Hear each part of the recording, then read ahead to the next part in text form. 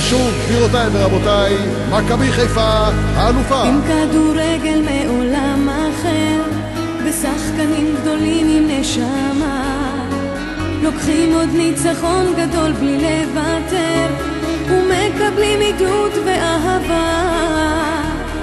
הצגה בכל שבוע במגרש, וקהל ירוק ביציעים, עם אש בעיניים